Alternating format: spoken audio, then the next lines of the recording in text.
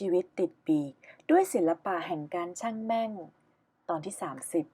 30กรรมพันธุ์และไพ่ในมือเราในปีคริสตศักราช2013สถานีโทรทัศน์ BBC จัดทำสารคดีเกี่ยวกับกลุ่มวัยรุ่น6คน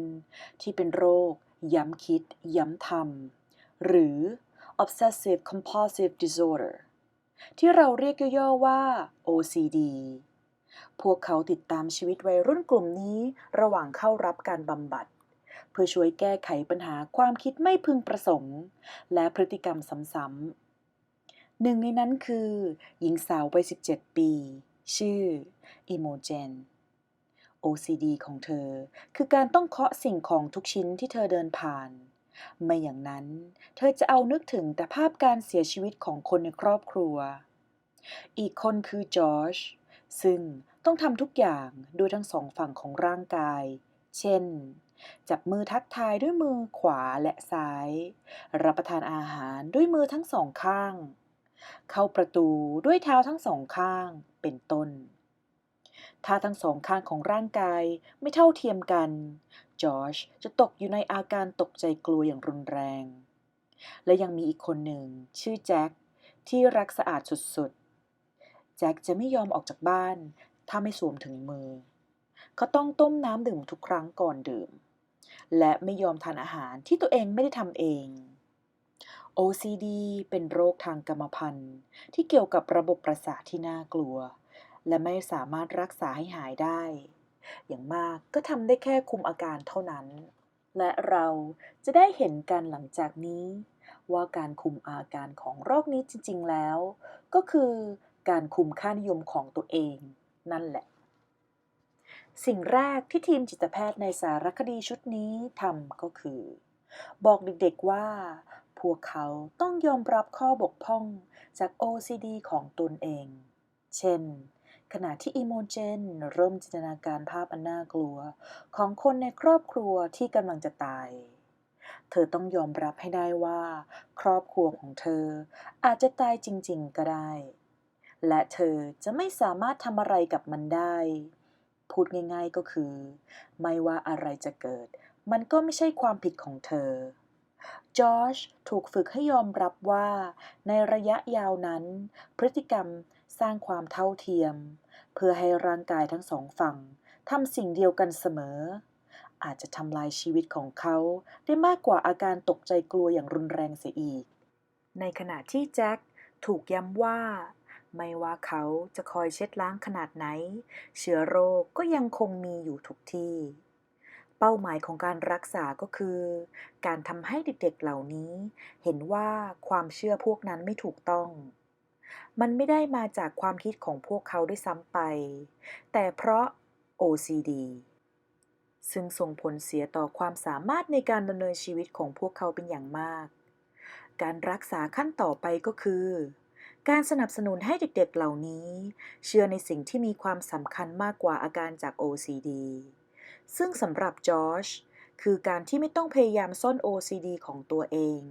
จากเพื่อนและครอบครัวตลอดเวลาและการที่สามารถใช้ชีวิตในสังคมได้อย่างปกติ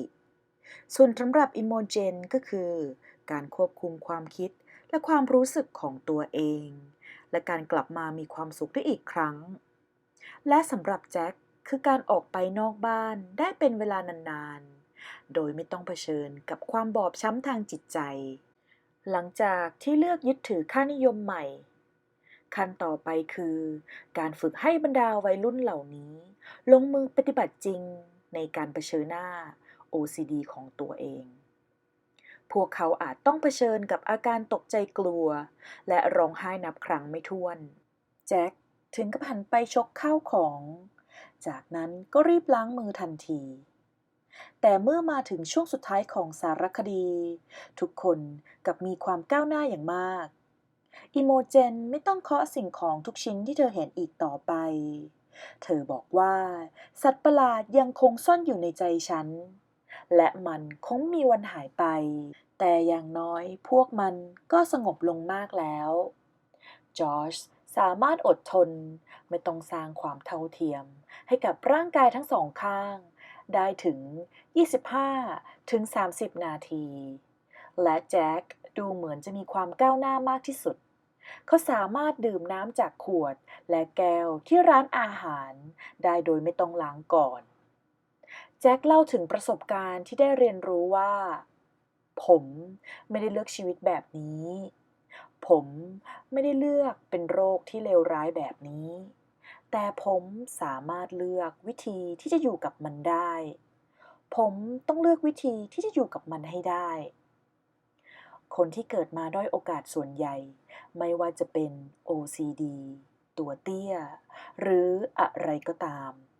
มักจะมองว่าตัวเองถูกแย่งสิ่งที่มีค่าไปจากชีวิตพวกเขามักจะรู้สึกว่าตัวเองไม่สามารถแก้ไขอะไรได้พวกเขาจึงมักพยายามหนีจากความรับผิดชอบต่อสถานการณ์ของตัวเองพวกเขามักจะคิดว่าฉันไม่ได้เลือกยีนห่วยๆนี่ เพราะงั้นถ้าอะไรจะไม่ถูกต้องก็ไม่ใช่ความผิดของฉันซึ่งก็ถูกมันไม่ใช่ความผิดของพวกเขาแต่ก็ยังคงเป็นความรับผิดชอบของพวกเขาอยู่ดีย้อนกลับไปสมัยมหาวิทยาลัยผมเคยทึกทักว่าตัวเองจะได้เป็นนักเล่นไพ่โป๊กเกอร์ระดับมืออาชีพผมเคยชนะเงินรางวัลมาหมดแล้วมันก็สนุกดี แต่หลังจากเล่นแบบจริงจังมาเกือบปีผมก็เลิกการใช้ชีวิตหน้าจอคอมพิวเตอร์ทั้งคืนและบางวันได้เงินเป็นพันแต่ก็เสียไปเกือบหมดในคืนต่อมาไม่ใช่ชีวิตแบบที่ผมต้องการและก็ไม่ใช่วิธีหาเงินที่มั่นคงหรือดีต่อร่างกายและจิตใจด้วยแต่ช่วงเวลาที่ผมใช้ชีวิตในฐานะนักเล่นโป๊กเกอร์กลับมีอิทธิพลต่อมุมมองชีวิตของผมอย่างลึกซึ้ง เสน่ห์ของโป๊กเกอร์คือคุณต้องมีดวงก็จริงแต่ดวงไม่ใช่สิ่งที่กำหนดผลแพ้ชนะในระยะยาวคุณอาจจะได้ไพ่ไม่ดีแต่ก็ยังสามารถเอาชนะคนที่มีไพ่สวยๆในมือได้แน่นอนว่าคนที่ได้ไพ่เหนือกว่าย่อมมีโอกาสชนะมากกว่าแต่สุดท้ายแล้ว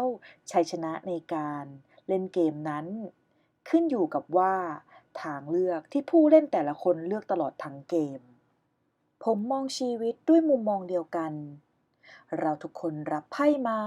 คนหนึ่งอาจจะได้ไพ่ดีกว่าอีกคนหนึ่ง การโทษไพ่แย่ๆและการคิดว่าตัวเองซวยนั้นเป็นเรื่องง่าย แต่เกมที่แท้จริงนั้นอยู่ที่การเลือกว่าเราจะทำอย่างไรกับไพ่ที่ได้มา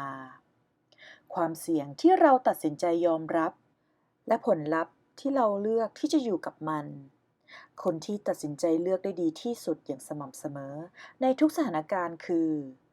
คนที่จะเป็นผู้ชนะในเกมโป๊กเกอร์ ในชีวิตเองก็ไม่ต่างกัน ผู้ชนะไม่จำเป็นจะต้องเป็นคนที่ถือไพ่ดีที่สุดเสมอไป บางคนต้องเผชิญกับความทุกข์ทั้งทางจิตใจและอารมณ์จากความบกพร่องของระบบประสาทและกรรมพันธุ์แต่นั่นไม่ได้เปลี่ยนแปลงอะไรเลย แน่นอนว่าพวกเขาถือไพ่ไม่ดีอยู่ในมือ ซึ่งเราไม่สามารถโทษเขาได้ เช่นเดียวกับผู้ชายตัวเตี้ยคนนั้นที่หาคู่เดทไม่ได้เสียที ซึ่งเราไม่สามารถจะไปโทษเขาว่าเกิดมาเตี้ยได้ หรือคนที่ถูกปล้น ซึ่งเราไม่สามารถไปโทษเขาได้เช่นกัน แต่ทั้งหมดนี้ยังคงเป็นความรับผิดชอบของพวกเขาอยู่ดี ไม่ว่าคนเหล่านี้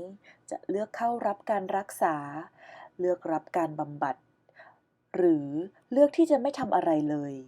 นี่คือสิ่งที่คนเหล่านี้ต้องเลือกเอง โลกนี้มีคนที่ต้องทนทุกข์กับชีวิตวัยเด็กอันแสนเลวร้าย มีคนที่ถูกกระทำ ถูกล่วงละเมิด และถูกกลั่นแกล้งทั้งทางร่างกาย จิตใจ และเงิน คนเหล่านี้ไม่ใช่ต้นเหตุของปัญหา และอุปสรรคที่พวกเขาต้องเผชิญ แต่ถึงกระนั้น พวกเขาก็ยังคงต้องเป็นผู้รับผิดชอบเสมอ ในการที่จะก้าวข้ามปัญหาเหล่านี้ และตัดสินใจ